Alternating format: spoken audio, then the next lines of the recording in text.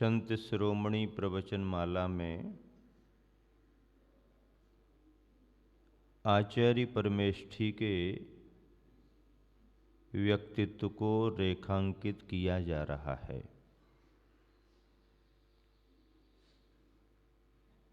पंच परमेष्ठियों में आचार्य का पद जिस गरिमा के साथ जुड़ा हुआ रहता है, वो गरिमा, वो महिमा माँ के समान मानी गई है। इसलिए कल के दिन मैंने कहा था कि गर्मी से परेशान किसी पथिक को यदि सघन छायादार वृक्ष कोई मिल जाए तो उसे बहुत सुकून महसूस होता है, आराम मिलता है, निश्चिंत हो जाता है। एक अबोध शिशु के लिए उसकी अपनी माँ मिल जाए तो बच्चा भी निश्चिंत हो जाता है।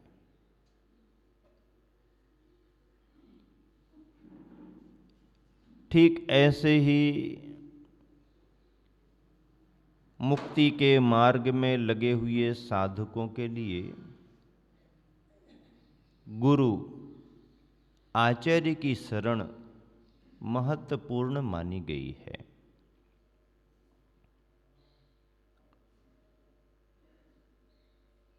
माँ का स्वभाव और गुरु का स्वभाव एक जैसा रहता है। कठिनाइयों के समय में, परेशानियों के समय में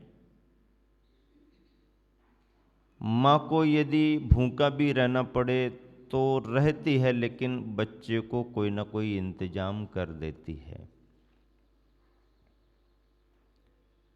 विश्राम के समय में यदि बराबर और उपयुक्त स्थान माँ को ना भी मिले तो भी काम चलाती है, पर बच्चे को सुरक्षित सही स्थान पर ही आराम कराती है।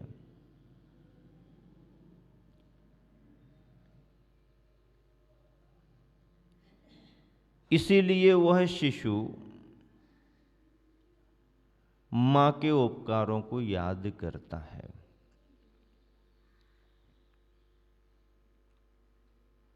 प्रतिकूलताओं के समय में गुरुवर तमाम परिस्थितियों को झेलते हुए, सहन करते हुए भी अपनी शरण में आने वाले शिष्य समुदाय को निश्चिंत करते हैं, उन्हें उनकी साधना की अनुकूलता प्रदान करते हैं। और ऐसा अनुभव हम लोगों ने गुरुवर आचार्य श्री के चरणों में, संघ में साथ रहते रहते अनुभव किया है।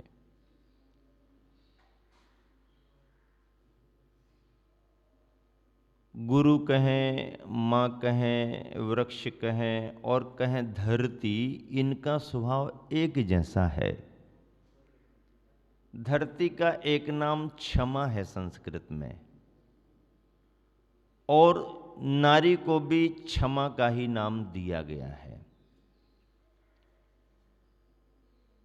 बहुत पहले मैंने इसी भाव को बतलाने के लिए एक छोटी सी कविता लिखी थी। ओ धरती माँ, शून्य आसमां और खेल करिश्मा में भाव समा आज भौतिकवादी मानव में कहाँ। शून्य आसमां और खेल करिश्मा में भाव समा आज भौतिकवादी मानव में कहाँ, और कहाँ वह क्षमा का भाव। क्षमा की सजीव प्रतिमा तो है वह धरती माँ, क्षमा की सजीव प्रतिमा तो है वह धरती माँ जो कुरेदने, कुचलने या चूर चूर करने पर भी धरती की स्थिति बनती इस तरह है। जो कुरेदने, कुचलने या चूर चूर करने पर भी रिपुता भाव नहीं रखती। रिपुता यानी द्वेष, शत्रुता का भाव। रिपुता भाव नहीं रखती, सदा समता भाव धरती धारण करती। रिपुता भाव नहीं रखती, सदा समता भाव धरती। धन्यतमा दृष्टि समा, क्षमता भाव की दृष्टि, धन्यतमा दृष्टि समा, धन्यतमा क्षमा तुम्हारी ओ धरती माँ। धरती को क्षमा कहा है, नारी को भी क्षमा कहा है। गुरु भी क्षमा की मूर्ति होते हैं और वृक्ष भी क्षमा की मूर्ति ही होते हैं। कभी कभार कोई अनजान या कुछ अपेक्षा रखने वाला वृक्ष की तरफ कुछ फेंक करके मारे, अबोध अज्ञानी बच्चों ने आम के पेड़ को पत्थर मारे, तो आम ने क्या किया? आम के पेड़ ने क्या किया? कोई पत्थर उठा करके उसको मार दिया? नहीं। अज्ञानी अबोध ने यदि कुछ किया है तो बदले में पेड़ ने कुछ अच्छा दिया ही है, कुछ ना कुछ उसे मिला भी है। इतनी महानता जब प्रकृति में है तो प्रकृति की साक्षात मूर्ति, स्वाभाविक प्रकृति में जीने वाले संतों में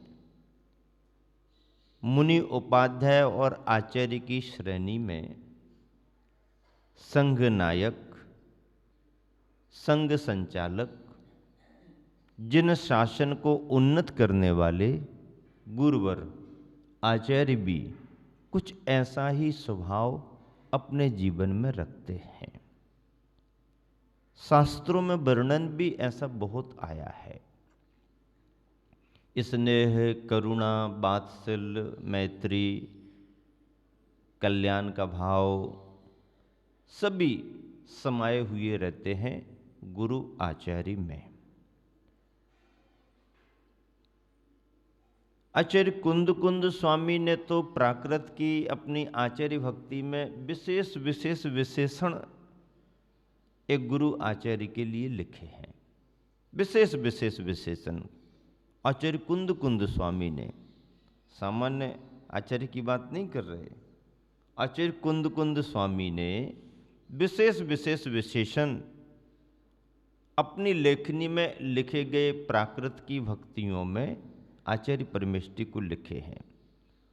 उत्तम खमाए पुढ़वी लिखा,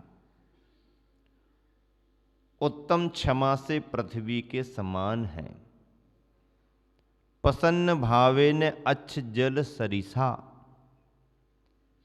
प्रसन्न निर्मल भावों से स्वच्छ जल के समान है। कम ईंधन दहना दो अग्नि, कर्म रूपी ईंधन को जलाने के लिए अग्नि के समान है। बाऊ असंगादो,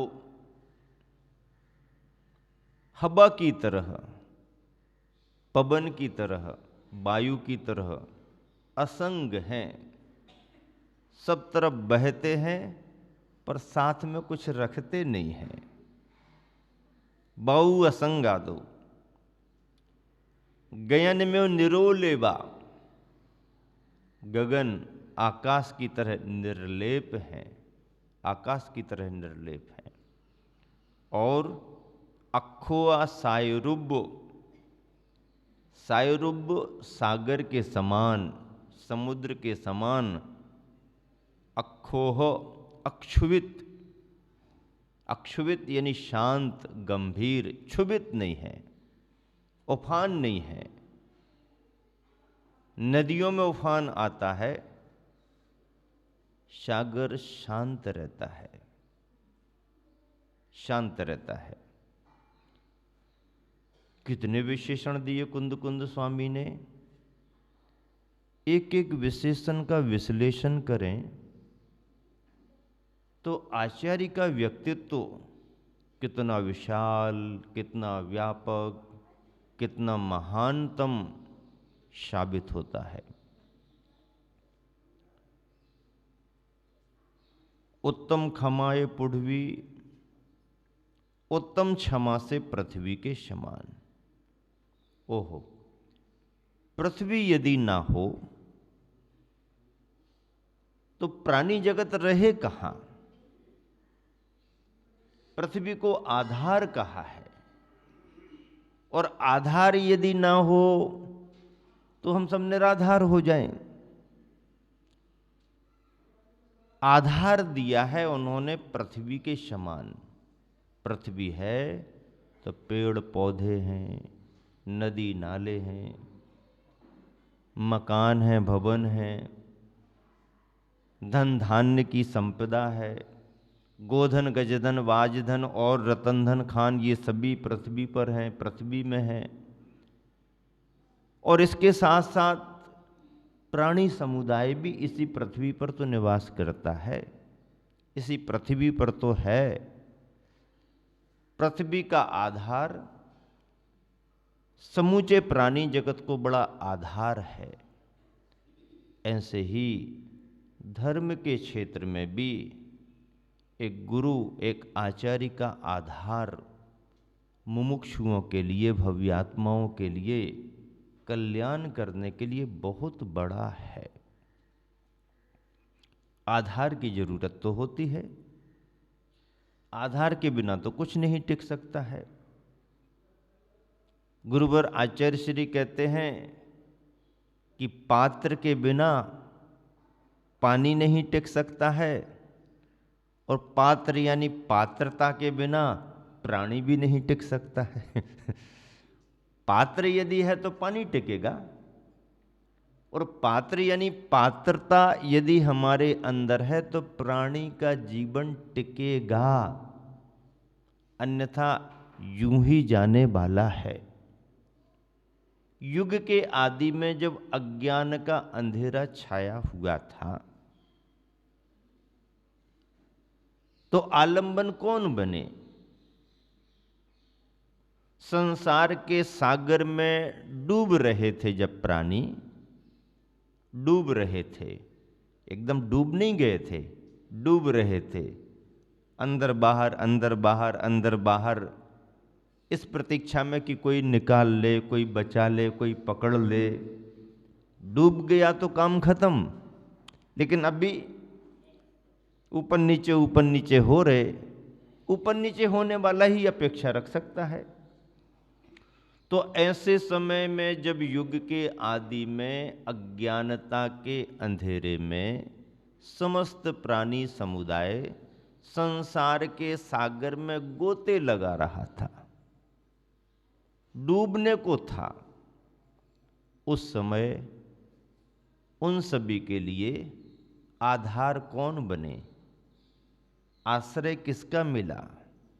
भवजले पतताम जनानाम आलंबनम युगम युगादौ।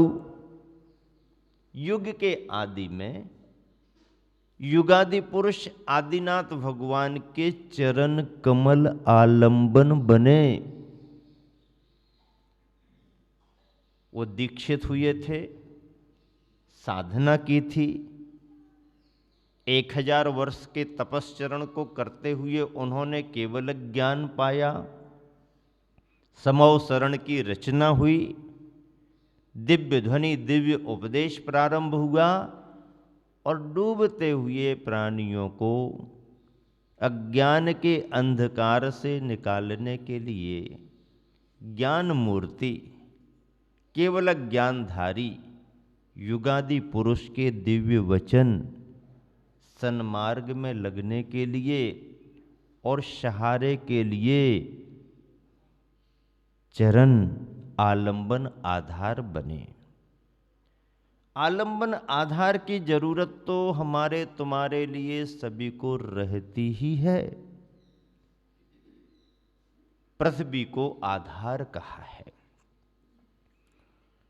और ऐसी पृथ्वी को आधार बना करके एक आचार्य परमेष्टि के व्यक्तित्व से जोड़ा गया कि वो आचार्य परमेष्टि आधार स्वरूप तो हैं, क्षमा के स्वरूप भी हैं।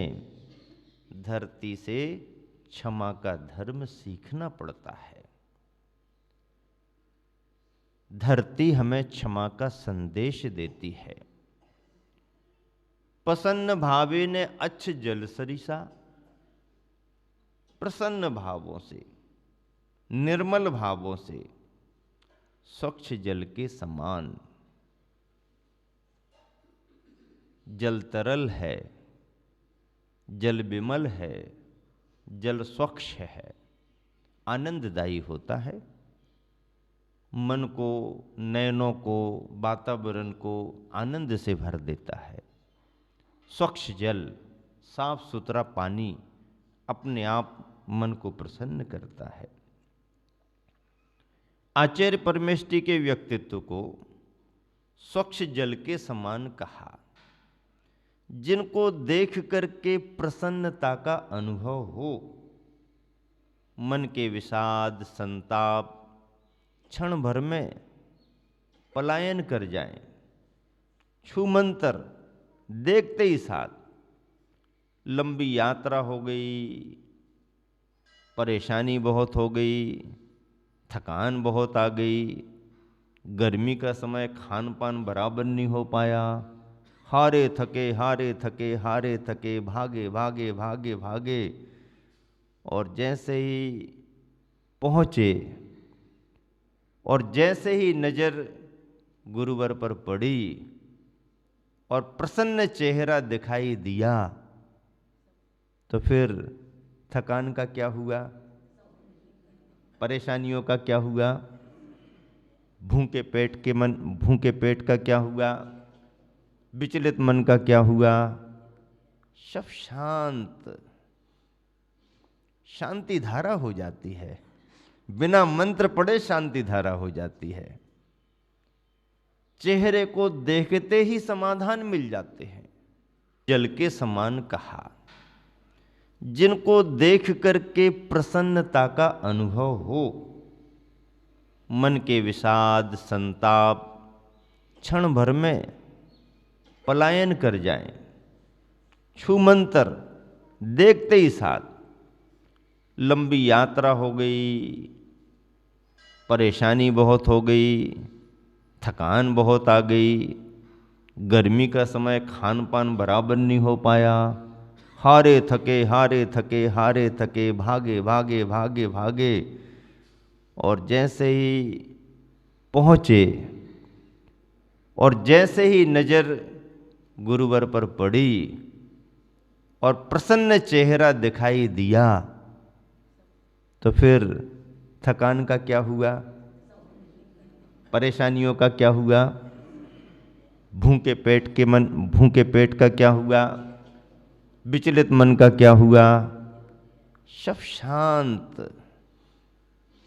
शांति धारा हो जाती है। बिना मंत्र पढ़े शांति धारा हो जाती है।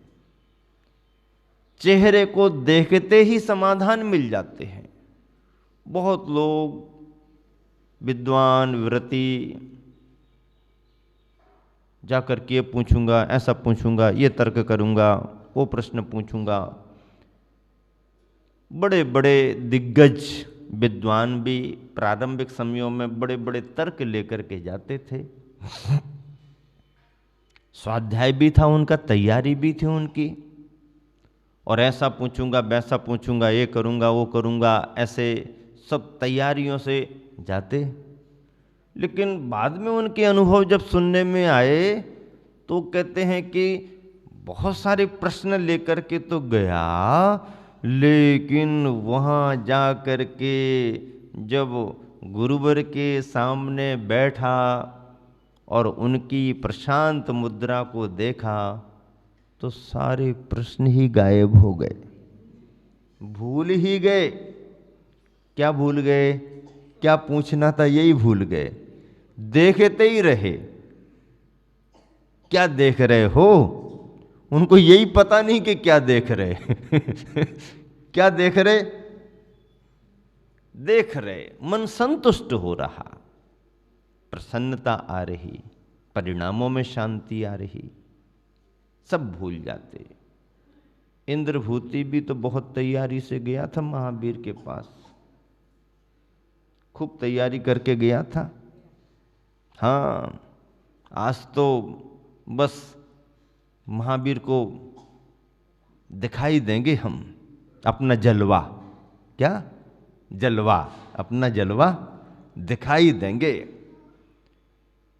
कैसा कैसा पढ़ाते हैं अपने शिष्यों के लिए, और मौन लेकर के बैठ जाते हैं।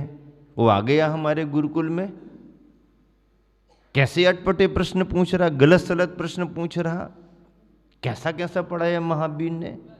महावीर को बताना पड़ेगा कि अपने शिष्यों को जरा ठीक ठाक तो पढ़ाया करो। समोसरण लग गया है, तीर्थंकर बन गए हैं, कहाँ कहाँ की चर्चाएं फैल रही हैं, ज्ञान है नहीं।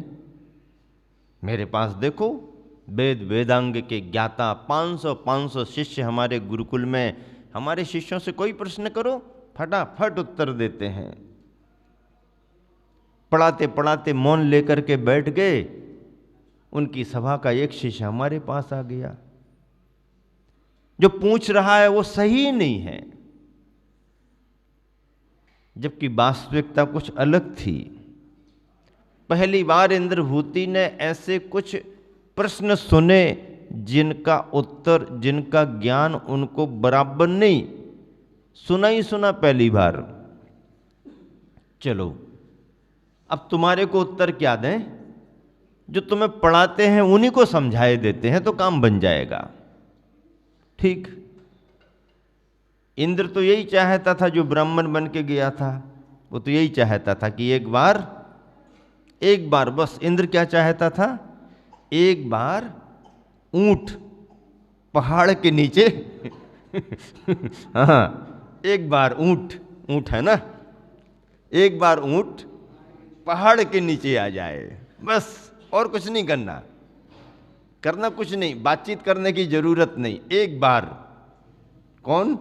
ऊंट, अपने आप में रेगिस्तान का जहाज एक बार पहाड़ के नीचे आ तो जाए, बस। इंद्र यही कामना, यही भावना करता था, और उसने प्लानिंग भी वैसी की। एक ब्राह्मण बना, शिष्य बना, गुरुकुल में पहुंच गया, प्रश्न पूछने लगा। इंद्रभूति को प्रश्न समझ में नहीं आए, क्या पूछ रहा है, कहाँ पढ़ते हो, कौन पढ़ाता है तुम्हारे लिए, तुम हमारे गुरुकुल के तो हो नहीं। किसने पढ़ाया? महावीर ने पढ़ाया। अरे महावीर कैसा कैसा पढ़ाते हैं, ठीक नहीं। अब क्या समझाएं तुम्हारे को, क्या समझाएं तुम्हारे को?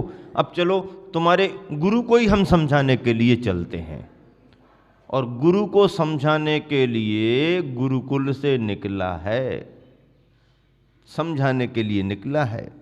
इंद्र तो चाहता था ऊंट पहाड़ के नीचे आ जाए, और हुआ वही। जब समौसरण के निकट इंद्रभूति पहुंचे और मानस्तंभ को देखा, अभी अंदर तो गए ही नहीं, मानस्तंभ को देखा तो सिर पर जो अभिमान की पगड़ी उनके ऊपर रखी हुई थी वो पहले ही गिर गई। अरे ये क्या हो गया अभिमान की पगड़ी पहले ही गिर गई। और फिर परिणाम उनके उस मुद्रा को देख करके ऐसे बनने लगे, ओह ये क्या है, क्या है, क्या है, ऐसा स्वरूप तो देखा नहीं, ऐसा स्वरूप तो समझा नहीं, ये कुछ विचित्र स्वरूप है। आवरण और आभूषण तो बहुत देखने को मिले, बिना आवरण बिना आभूषण के ये स्वरूप कौन सा है? क्या संसार में ऐसा कोई स्वरूप बन सकता है? आवरण आभूषण के बिना भी कोई स्थिति ऐसी हो सकती है क्या? और देखते ही देखते मानस स्तंभ में वीतरागता की आयतन मुद्रा को प्रशांत रूपाय दिगंबराय देवादिदेवाय नमो जिनाय अंदर अंदर का अहंकार गलने लगा, अंदर अंदर का अज्ञान छटने लगा और निहारते रहे। जो निहारा सो निहारते ही रहे, अपलक अपलक निहारते रहे और अंदर से लब्धि स्थान काम करने लगे। सम्यक दर्शन की भूमिका बनने लगी, वीतरागता का बोध होने लगा, तत्व का ज्ञान उस वीतराग मुद्रा से सहज स्वभाव से इंद्रभूति को अंदर आने लगा। और देखते ही देखते जब वहाँ से आगे बढ़ते हैं और महावीर भगवान की मुद्रा देखते हैं तो फिर बस क्या सोच करके आए थे, क्या हो रहा है, उन्हें स्वयं समझ में नहीं आ रहा था। गए तो थे दूसरे को समझाने के लिए, लेकिन स्थिति ये बनी कि स्वयं को ही समझ में आने लगा। गए तो थे महावीर की गहराई को नापने के लिए, लेकिन जब महावीर की गहराई को नापने के लिए स्वयं इंद्रभूति गहरे में उतरे तो स्थिति ये बनी कि शक्कर की कोई पुतली यदि रस्सी बांध करके गहरे पानी में गहराई नापने के लिए छोड़ी जाए तो वो शक्कर की पुतली पानी के अंदर जाते जाते जाते जाते जाते जाते जाते जाते और जब निकाल करके देखेंगे कि कितने अंदर तक रस्सी गई थी तो रस्सी बाहर आ जाएगी और गहराई नापने वाली पुतली गहरे में जाकर के स्वयं गहराई में समाहित हो जाती है। इंद्रभूति की स्थिति भी यही बनी। और जो महावीर की गहराई को नापने के लिए चले थे वो महावीर की गहराई में जाकर के स्वयं महावीर जैसे बन गए। महावीर को गणधर की जरूरत थी, महावीर को गणधर मिले भी। प्रसन्न भावेन अच्छ जल सरिसा, स्वच्छ जल के समान प्रसन्नता का भाव वीतराग मुद्रा में सहज दिखाई देता है। जल निर्मल है, समस्त अशुद्धियों को दूर करने की क्षमता जल में है। समस्त अशुद्धियों को दूर करने की क्षमता जल के अंदर होती है। जल का स्वभाव होता है कि जल के अंदर जितना कचरा आएगा धीरे धीरे उस कचरे को वो किनारे लगा देता है, किनारे लगा देता है, अंदर दबा देता है और जल स्वच्छ रहता है। वो स्वच्छता एक वीतरागी मुद्रा में भी दिखाई देती है। प्रसन्न भावेन अच्छ जल सरिसा। गुरुवर आचार्य श्री के पास में जब लोग पहुंचते हैं, अब तो समय का बहुत बड़ा बदलाव आ गया है, तो इस तरह की तैयारियां भी करने की अब हिम्मत ही नहीं करते लोग। लेकिन एक समय था जब आचार्य श्री के समक्ष भी दिग्गज विद्वान, चोटी के विद्वान सहज सभी बातों को स्वीकार नहीं करते थे। घंटों घंटों तर्क वितर्क चले। प्रारंभिक समयों में जिस समय गुरुवर ने मध्य प्रदेश में प्रवेश किया 1976, 77, 78, 79, 80 के काल में 3-4 वर्ष जिस समय एकांत मान्यताओं का भी जोर इस देश में चल रहा था, मुनि मार्ग के प्रति भी बराबर आस्थाएं नहीं बना पा रहे थे, भ्रम था, अज्ञानता थी, अहंकार भी उनके आड़े आ रहा था। ऐसे समय में स्वाध्याय के नाम पर तर्क वितर्क करने में एकांत पक्ष के पोषक विद्वान भी चोटी के दिग्गज तो माने जाते थे, लेकिन जब भी कोई आया, आचार्य श्री ने बहुत प्रेम से, बहुत स्नेह से एक एक गेंद पर उनकी 6 छक्का ही छक्का लगाए, बाउंड्री ही दिखाई। 1-2 रन का कोई काम ही नहीं रहा। इतना समय लगाना नहीं, 1-1, 2-2 रन में, बस आने तो दो, और मौका पूरा भी दिया। कहीं ऐसा नहीं कि आप पूछ नहीं सकते, झुंझलाहट भी नहीं। यदि गलत से गलत प्रश्न भी पूछ दिया है तो भी ठीक है, ठीक है, विरुद्ध भी पूछ लिया है तो भी ठीक है, आदि आदि कैसा भी प्रश्न पूछा उसको प्रसन्नता से स्वीकार करके, और जब गेंद सामने आई और वापसी की गई तो सामने वाले को ही समझ में आया कि मामला क्या है, और साधारण शास्त्रोक्त तरीके से उत्तर दिए। वचनों में गर्माहट नहीं, सिद्धांत से समझौता नहीं, वचनों में मृदुता लेकिन सिद्धांत में अडिगता, कहीं अपने विचारों में अस्थिरता नहीं, कहीं अपने विचारों में शास्त्रीय सिद्धांतों में समझौता नहीं। कितना भी प्रभाव कोई दिखाए, कितना भी दबाव कोई बनाए, फर्क पड़ने वाला नहीं।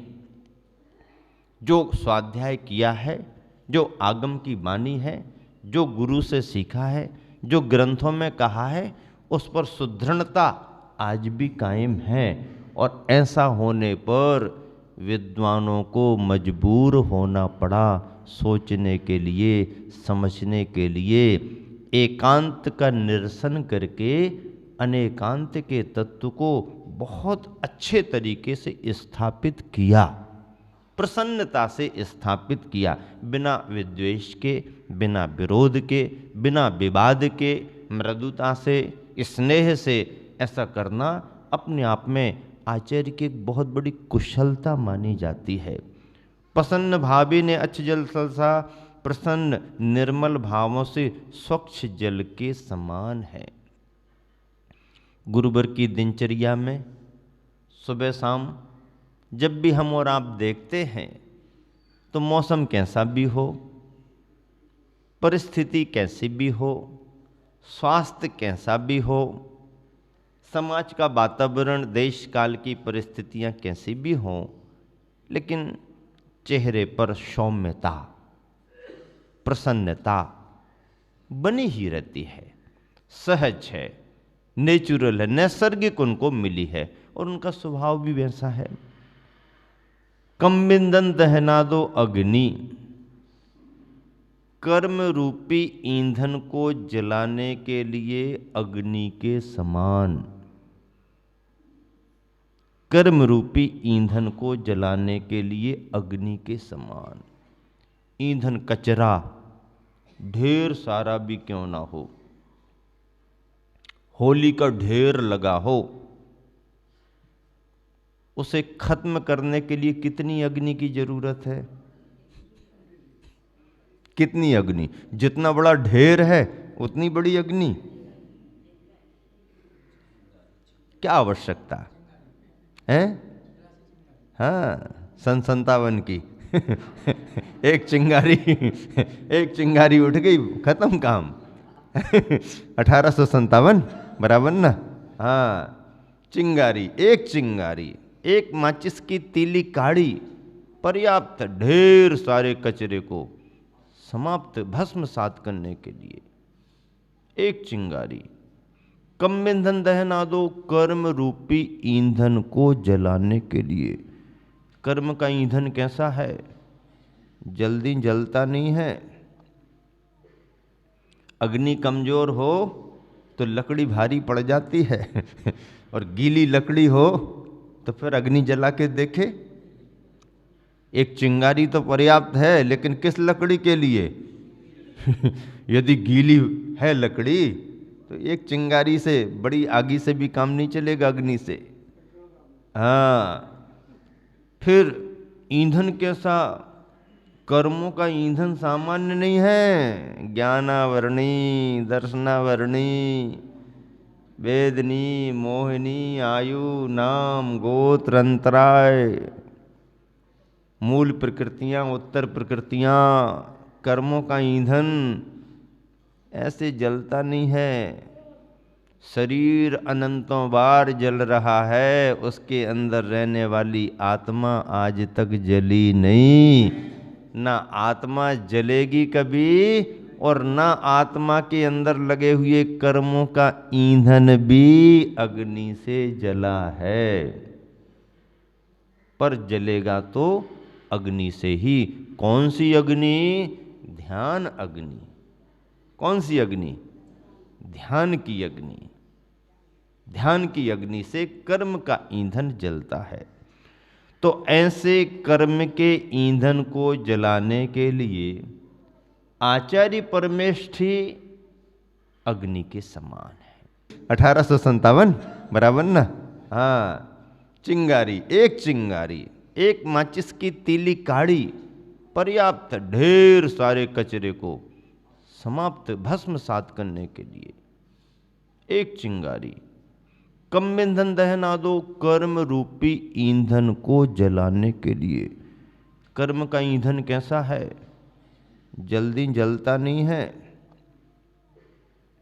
अग्नि कमजोर हो तो लकड़ी भारी पड़ जाती है और गीली लकड़ी हो तो फिर अग्नि जला के देखे। एक चिंगारी तो पर्याप्त है, लेकिन किस लकड़ी के लिए? यदि गीली है लकड़ी तो एक चिंगारी से, बड़ी आगी से भी काम नहीं चलेगा, अग्नि से। हाँ, फिर ईंधन कैसा? कर्मों का ईंधन सामान्य नहीं है। ज्ञानावरणी, दर्शनावरणी, वेदनी, मोहिनी, आयु, नाम, गोत्र, अंतराय, मूल प्रकृतियां, उत्तर प्रकृतियां, कर्मों का ईंधन ऐसे जलता नहीं है। शरीर अनंतों बार जल रहा है, उसके अंदर रहने वाली आत्मा आज तक जली नहीं। ना आत्मा जलेगी कभी, और ना आत्मा के अंदर लगे हुए कर्मों का ईंधन भी अग्नि से जला है। पर जलेगा तो अग्नि से ही। कौन सी अग्नि? ध्यान अग्नि। कौन सी अग्नि? ध्यान की अग्नि। ध्यान की अग्नि से कर्म का ईंधन जलता है।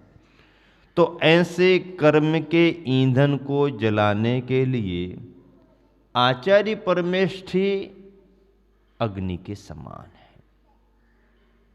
ध्यान की अग्नि से ध्यान प्रज्वलित करते हैं। कुंद कुंद स्वामी ने भी समय सार में ऐसा ही लिखा है। धोंकनी क्या होना, धोंकने वाला कौन होना। सोने को शुद्ध करना है तो सोना कैसा होना। सोने को शुद्ध करना है तो कैसे कैसे उसे तपाना, तपाने के लिए धोंकनी कैसे बनाना, धोंकने वाला कौन है, आदि आदि समय सार में बड़ा अच्छा चित्रण किया गया है। ध्यान की अग्नि। कम ईंधन दहना दो, बाऊ असंगा दो। ये बहुत बड़ा दायित्व तो होता है कि वह संग का संग्रह भी करे और जिन्हें स्वीकार किया है उन्हें तैयार करने में उन पर अनुग्रह भी करे, कृपावंत भी हो, उनके आचार विचार पर, उनकी चर्या पर ध्यान भी रखे। बहुत बड़ा दायित्व है। और गुरुवर आचार्य श्री इस कार्य को करने में समर्थ हैं, सक्षम हैं, बहुत अच्छे तरीके से निभाते हैं। संग में कभी कोई महाराज जी का स्वास्थ्य प्रतिकूल हो जाए तो बराबर ध्यान रखते हैं। यथायोग्य वैद्यों को भी निर्देश देते हैं। स्वयं गुरुवर के अपने अनुभव हैं, उनका प्रयोग कराते हैं। आरिका संघों को भी कभी कोई असुविधा हो निर्देश भेजाते हैं, बराबर ध्यान रखते हैं। समाचार आते हैं तुरंत उस पर आचार्य जी का ध्यान जाता है, मार्गदर्शन देते हैं, आदि आदि। तो ये अनुग्रह है। स्वीकार करना और उनका मोक्ष मार्ग प्रशस्त हो, उनका धर्म ध्यान निरंतर बढ़ता रहे, स्वाध्याय साधना बढ़े, ये अनुग्रह माना जाता है। तो आचार्यों के व्यक्तित्व में संग्रह और अनुग्रह की कुशलता होती है, कुशलता होती है। और केवल शरण में आने वाले शिष्यों को ही वह अनुग्रहित करते हैं ऐसा नहीं है, समाज सेवियों को भी मार्गदर्शन देते हैं, विभिन्न क्षेत्रों में कार्य करने वाले कार्यकर्ताओं को भी मार्गदर्शन देते हैं, राजनीतिक लोगों को भी परामर्श मार्गदर्शन देते हैं, जैन जैनेतर बंधुओं को मार्गदर्शन देते हैं।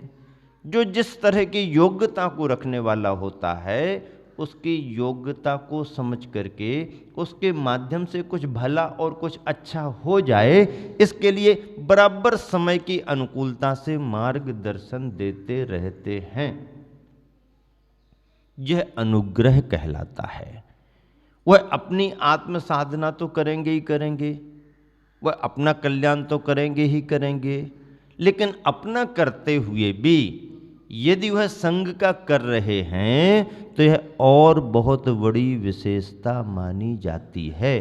क्योंकि अपनी साधना करके तो केवल ज्ञान पाके निर्वाण को कोई भी पा सकता है, लेकिन अपने मोक्ष मार्ग को प्रशस्त करते हुए अनेक भव्य आत्माओं को भी मोक्ष मार्ग प्रशस्त करते रहना, यह भी जिन शासन के लिए बहुत जरूरी है।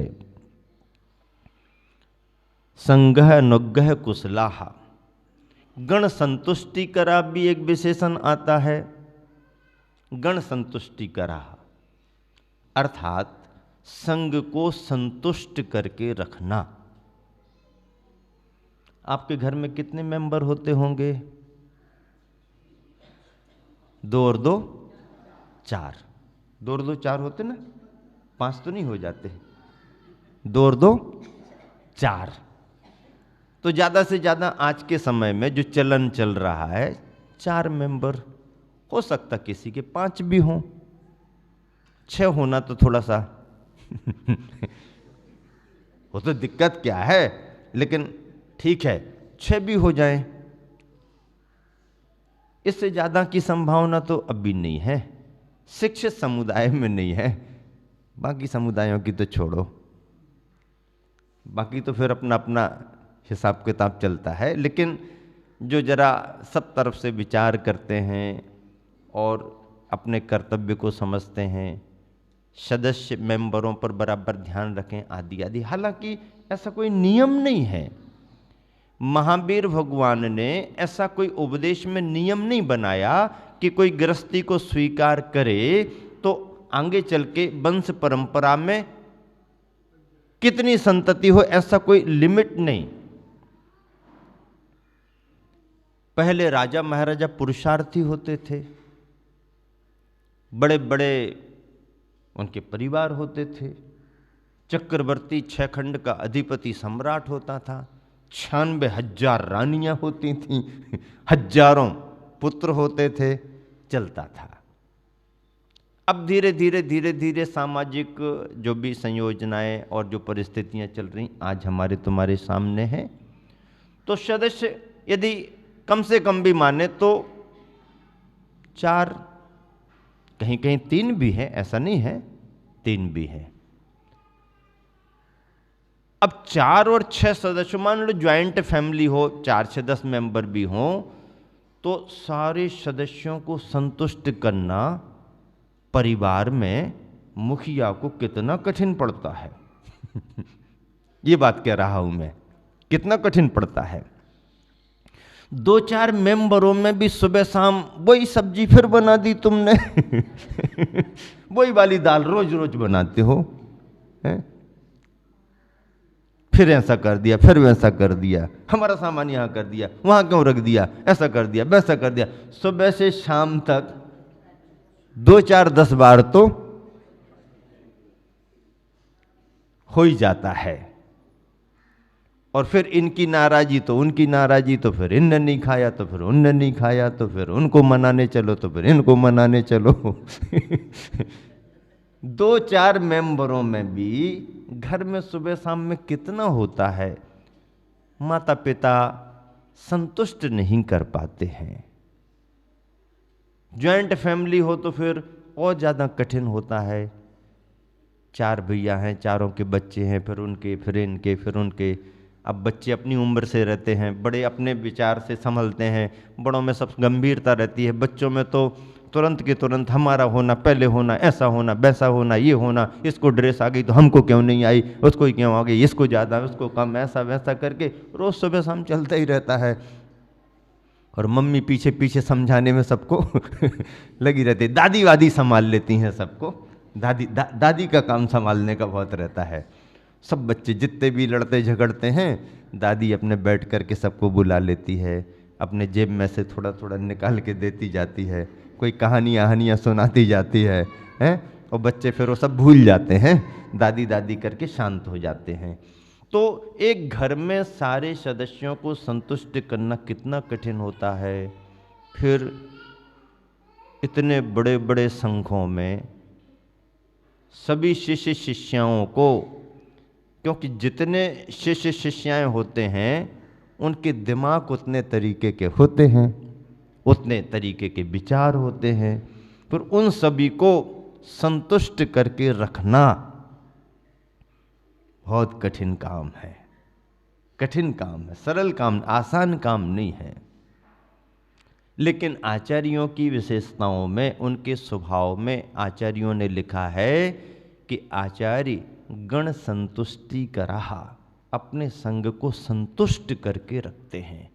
असंतोष होगा, आकुलता बढ़ेगी, व्यवस्थाएं बिगड़ेंगी, संग फिर उस तरीके से काम नहीं कर पाएगा। इसलिए आचार्यों को ध्यान रख करके काम करना पड़ता है कि संघ के सदस्यों को संतुष्ट करके रखते हैं। लोकज्ञता एक विशेषण और है। लोक की जानकारियां रखते हैं, समय कैसा चल रहा है, देश काल की परिस्थितियां क्या हैं, लोक शास्त्र के ज्ञाता होते हैं। लोकज्ञता, परिस्थितियों को समझने वाले होते हैं। आचार्यों की विशेषता है कि वो परिस्थितियों को ध्यान में रखते हैं, परिस्थितियों को समझते हैं, लोक के ज्ञाता होते हैं। मृदुतास्पृहा, मृदु स्वभावी होते हैं, निष्प्रही भी होते हैं। संग को लेके चलते तो हैं, लेकिन संग से बंधे हुए नहीं रहते हैं। संग उनसे बंधा रहे तो ठीक है, वो संग से बंधते नहीं है। अस्परा अप कौतूहली सन अप कौतूहली, आचार्यों के व्यक्तित्व में एक बहुत बढ़िया विशेषण दिया है, अप कौतूहली। थोड़ा कौतूहल करने वाले भी हों, यानी स्वस्थ मजाक करने वाले भी हों, ताकि प्रसन्नता बढ़े। समय समय पर ऐसी बात छोड़ दें कि संघ खुश हो जाए, संघ हंसने लगे। उपस्थित जन समुदाय एकदम बिल्कुल आचार्य श्री देखो अपने प्रवचन में बीच बीच में, हाँ सुन तो रहे हो ना दद्दा सुन तो रहे हो ना, बस इतने ही में लोग खुश हो जाते। बीच बीच में 2, 4, 10 उस प्रांत की भाषा के शब्द बोल दिए, आदमी बाग बाग हो जाता है, लोटपोट हो जाता है ऐसा लगता है कि अरे महाराज महाराज महाराज। हाँ, अप कौतूहली, प्रवचन वार्ताओं में, चर्चाओं में समय को देख करके संघ के बीच में अल्प लिखा है, ज्यादा नहीं। सब्जी में बघार कितना होता है सब्जी में बघार कितना लगाना पड़ता है, दाल सब्जी में बघार टेस्टी होता कि नहीं होता है? होता ना। बघार टेस्टी तो होता है, लेकिन सब्जी के साथ हो, दाल के साथ हो तो टेस्टी होता। अकेला बघार खाओ अकेला बघार खाने में टेस्ट बढ़ता क्या? टेस्ट और बिगड़ जाएगा। नहीं, बघार छौंक रहता ना, छौंक, तो छौंक में टेस्ट दाल सब्जी के साथ छौंक में टेस्ट रहता है। तो सब्जी और दाल तो इतनी मात्रा में है, तो जितनी मात्रा में उतनी ही मात्रा छौंक की होना चाहिए क्या? नहीं, अप मात्रा थोड़ी होना, बराबर होना, उसके अनुपात से होना। तो उसके अनुपात से होगी, अल्प मात्रा में छौंक होगा तो टेस्ट बढ़ेगा।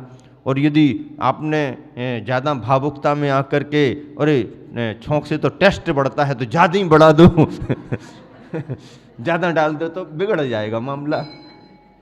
अप कौतूहली कहा है आचार्य परमेश जी को, थोड़ा सा सभी का मूड फ्रेश करने के लिए कौतुकता का प्रयोग कर लेना चाहिए, पर अल्प करना चाहिए, अल्प करना चाहिए। अप कौतूहली, अल्प कौतुकता।